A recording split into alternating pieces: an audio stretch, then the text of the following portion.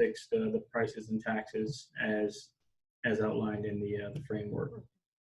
Right. So Toys R Us, you shopped there before, or you spent some money there before some time ago, right? Of course, yes.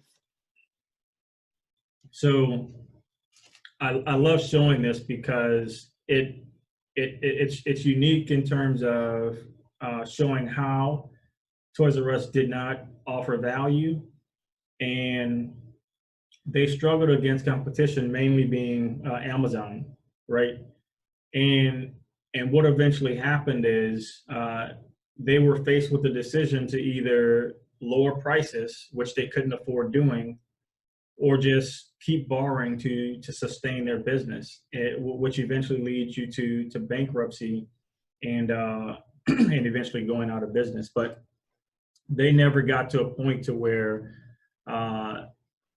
they were able to see the market changing and then continue to provide unique not unique accommodations, obviously, because they're not in the hospitality business, but change their business model, right, to provide something unique and different to their customers to sustain their business model.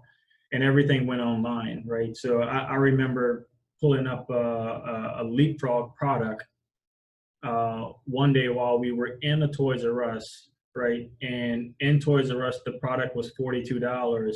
We looked online at Amazon and it was like $25, right? With no shipping, and it was going to be there in 2 days, right? So I liken this to what we're doing in Airbnb, simply because, going back to my first point about, being able to offer value, and you're only as valuable as today. And it's simply, to say that, hey, don't be like Toys R Us, right? Don't be like Blockbuster. You want to be like Amazon. You want to be like Netflix. You want to be on the edge of what's happening, and you want to make sure you're offering, some value in your market, so you're not one of everybody else. Mm-hmm. That makes